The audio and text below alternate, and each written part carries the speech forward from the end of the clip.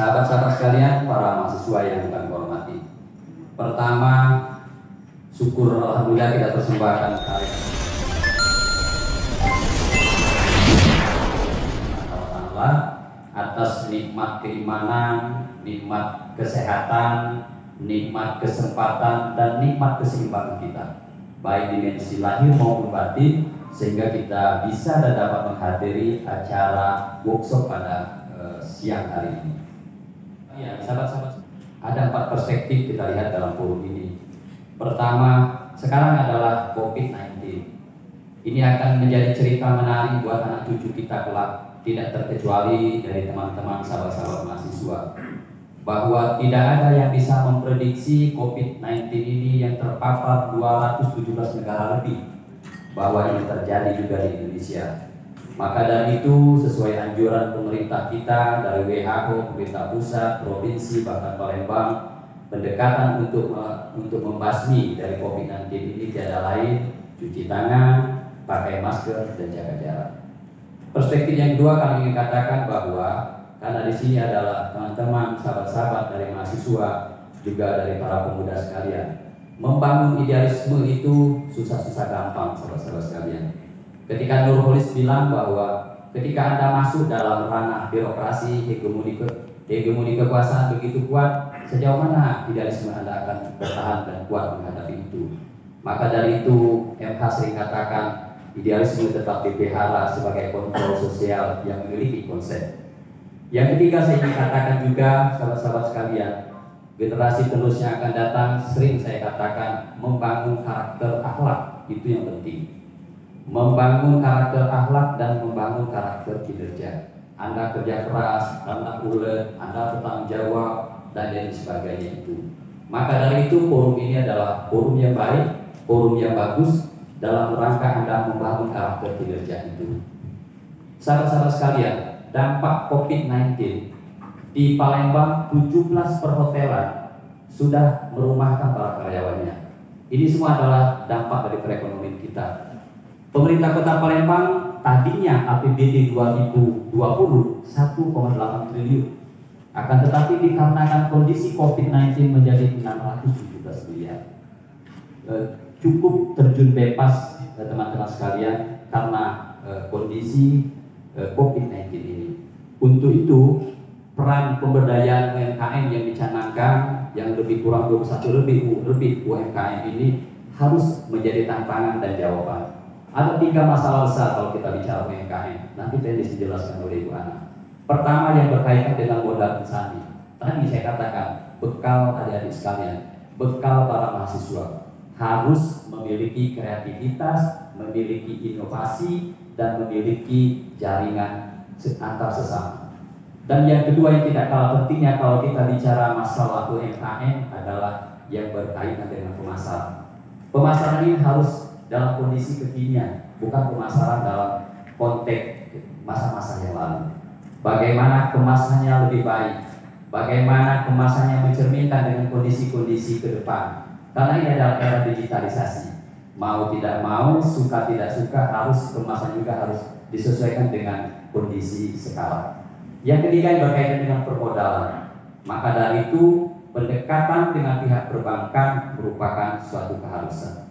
Perspektif berikutnya saya ingin katakan adalah karena saya berhadapan dengan tokoh-tokoh muda yang memiliki idealisme yang kuat, yang memiliki kontrol yang kuat, maka yang tak kalah pentingnya adalah literasi, keterbukaan Anda, keterbukaan wawasan, keterbukaan intelektual, dan keterbukaan di dunia IT, keuangan, dan budaya. Kalau semua ini Anda kuasai, insya Allah Anda akan menjadi mahasiswa, pemuda yang konseptual dan bisa membangun jaringan kerja satu sama lain. Demikian, terima kasih. Dengan membaca lafaz basmalah, Bismillahirrahmanirrahim, forum workshop ini kita buka bersama-sama. Sekali lagi terima kasih banyak, mohon maaf atas segala kekurangannya. Salam dari Pak Wali, Bu Wakil dalam forum yang baik dan terhormat ini. Demikian, wallahu muwaffiq ila aqwamit thoriq. Wassalamualaikum warahmatullahi wabarakatuh.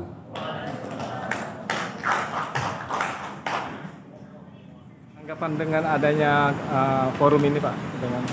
Forum ini saya kira bagus, apalagi diisi oleh kalangan anak-anak muda, para mahasiswa, kan mereka kan punya konsep.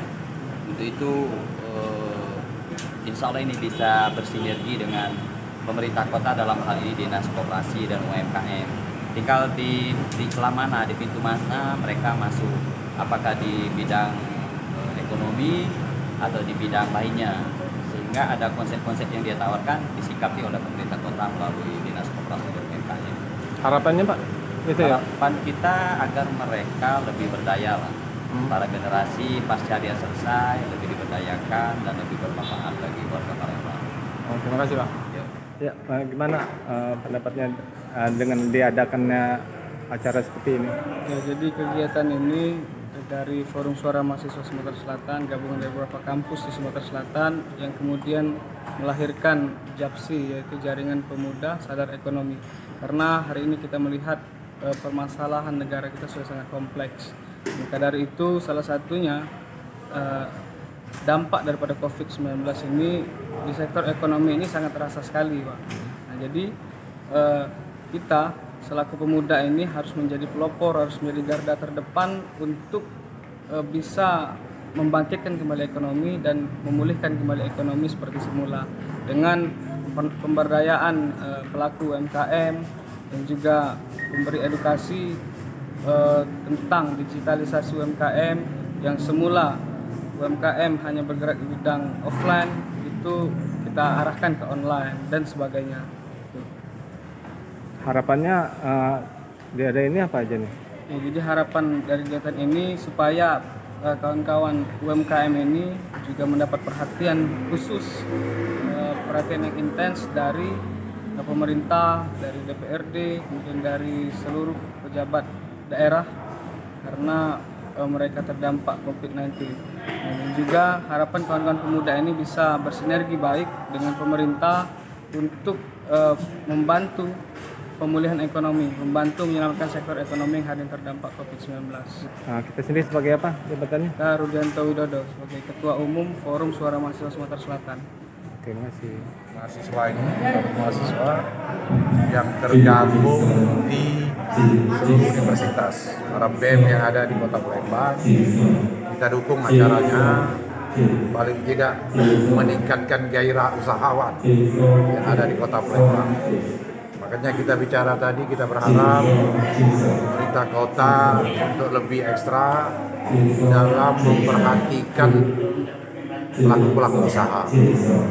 COVID-19 ini luar biasa, musibah yang luar biasa dasarnya, sehingga segala lini aktivitas masyarakat khususnya di Kota Palembang ini terimbas, apalagi pelaku-pelaku usaha.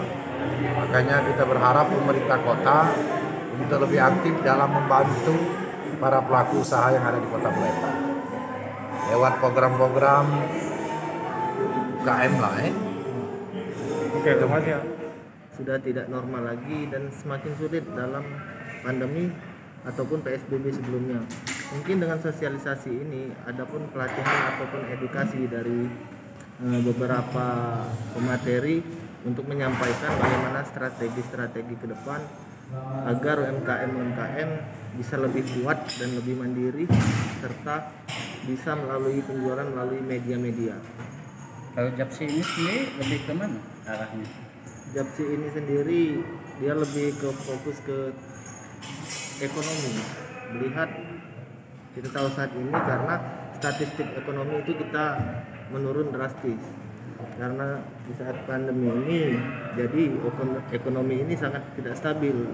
Dan tujuan dari kegiatan ini pun untuk memulihkan ekonomi karena sektor besar ekonomi itu rata-rata dari usaha negara ataupun wirausahawan dari negara kita sendiri. Caranya gimana sih caranya untuk memajukan ini? Cara-caranya. Caranya untuk memajukan. Adapun yang tadi sudah disinggung oleh para pemateri untuk UMKM kecil terkhusus UMKM untuk bisa lebih modern dan bisa memberikan pelayanan melalui media dan tidak hanya menjual produk-produk dengan tokoh ataupun stand-stand pendirian yang ada di pinggir jalan contoh, tapi bisa melalui media dan bisa dipromosikan melalui iklan-iklan. Kalau dampaknya sendiri dengan mahasiswa ekonomi seperti apa dampaknya? Jelas, karena banyak mahasiswa ini rata-rata pedagang kebanyakan untuk orang tua mahasiswa, jadi sangat terdampak. Terkhusus pembayaran kuliah itu agak sulit untuk mencari biayanya saat ini karena penghasilan orang tua, contohnya seperti petani itu menjual beras. Nah, jadi mereka rada kesulitan untuk menjual barang tersebut demi memenuhi biaya kuliah yang saat ini semakin meningkat setiap tahun. Mungkin dengan adanya kegiatan ini bisa bermanfaat bagi pelaku-pelaku UMKM dan bisa membuat strategi ke depan lebih modern dan kita bisa selesai dalam masa pandemi COVID-19 ini.